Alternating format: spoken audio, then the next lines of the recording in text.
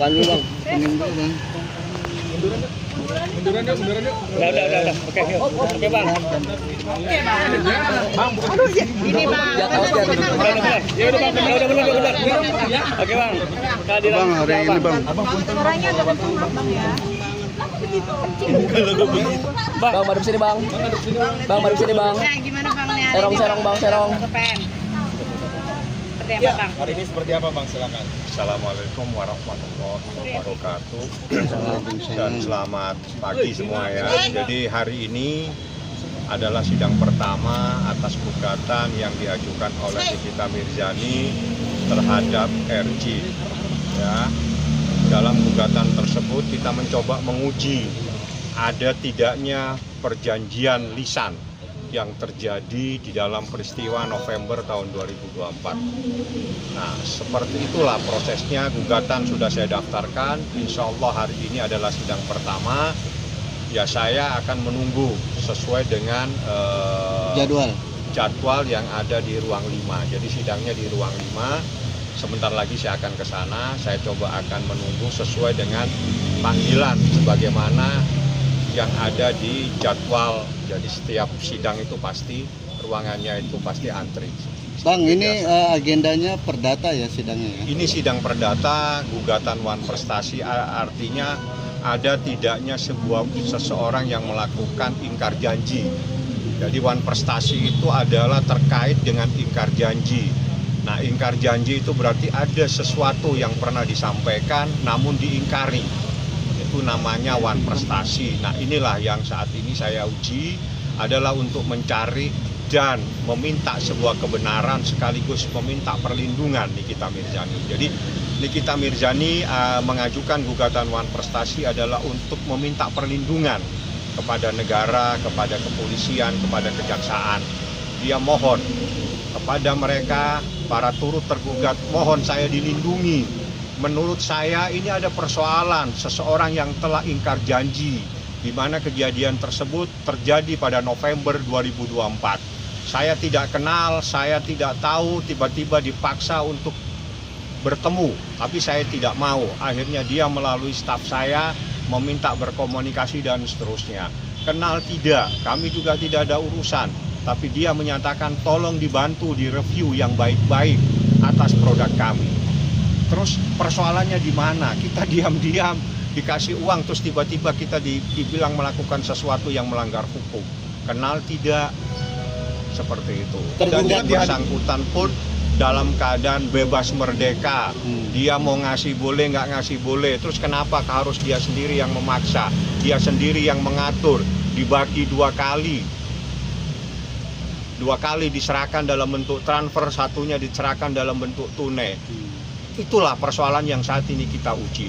Jadi Wan Prestasi itu ada seseorang yang mengingkari apa yang pernah dia sampaikan. Jadi bisa lisan, bisa tertulis yang namanya Wan Prestasi seperti itu. Tergugatnya siapa bang? Bang? Tergugat. RJ dan ada satu lagi suaminya seperti itu. Oh, suami istri berarti ya bang? Iya. Bang NM dihadirkan nggak bang hari ini? Saya berharap dihadirkan karena berdasarkan peraturan Mahkamah Agung tentang mediasi, ini berkaitan dengan mediasi. Di dalam mediasi para pihak wajib dihadirkan.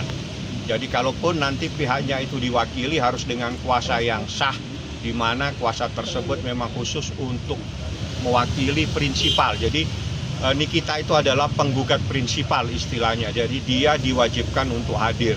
Nah, ada hal-hal yang menyebabkan seseorang tidak bisa hadir. Salah satunya kalau dia di luar negeri atau memang secara fisik tidak memungkinkan dia bisa hadir seperti itu. Nominal gugatannya bang berapa bang? Nominal. Kenapa? Nominal gugatannya Yang berapa? kita persoalkan adalah pemberian yang disampaikan sebesar 4 miliar. Itulah yang kita uji dan kita minta itu ditetapkan sebagai pemberian yang sah. Seperti itu. Intisarinya seperti itu. Itu ada perjanjiannya nggak Pak? Saya sudah nyatakan bahwa kejadian November 2024 seseorang menghubungi Ismail Marzuki, minta direview baik-baik dan seterusnya. Seperti itu. Bang, ini munculnya 100 miliar itu dari mana bang? Itu adalah kerugian immaterial karena Nikita sebagai seorang artis, dia merasa bahwa akibat persoalan ini kredibilitas dirinya juga terganggu. dia juga tidak bisa mencari nafkah, itu adalah kerugian immaterial dan itu boleh kita ajukan. Apakah itu dikabulkan atau tidak semenuhnya ada di tangan majelis hakim.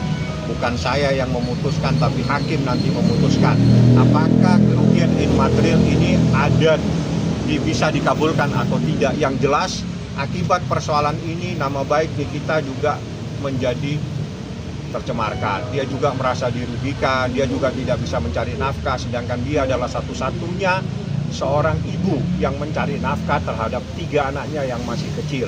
Tidak ada satupun anaknya dari 3 itu yang bisa mencari nafkah kecuali Nikita Mirzani.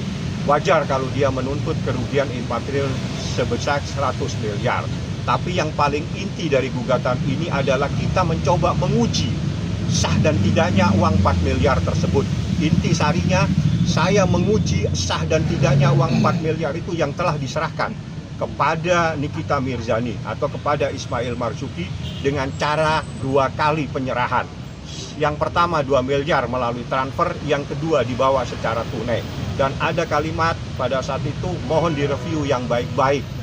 Itulah persoalannya, kenal tidak tapi dihubungi melalui orang lain dan ingin bertemu dengan Nikita Mirzani. Saya pikir sementara itu saya akan masuk di ruangan, nanti saya akan lanjutkan supaya persoalannya lebih jelas setelah sidang ya.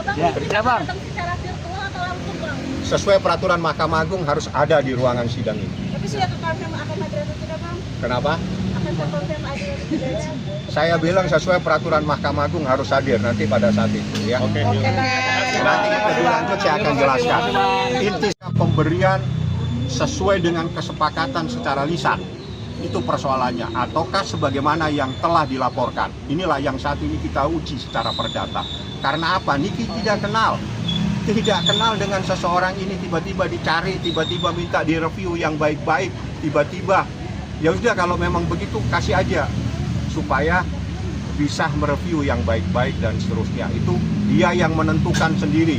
Akan saya serahkan 2 miliar dulu secara transfer, 2 miliar lagi saya bawa tunai. Yang menentukan itu bukan Nikita Mirzani, bukan Ismail Marzuki. Inilah saat ini yang saya uji di dalam persidangan ini. Jadi Nikita mengajukan gugatan untuk memuji dan sekaligus meminta perlindungan kepada Kapolri, meminta perlindungan kepada Jaksa Agung supaya dipahami ya, seperti itu. Terima kasih banyak. Kenapa? Hah?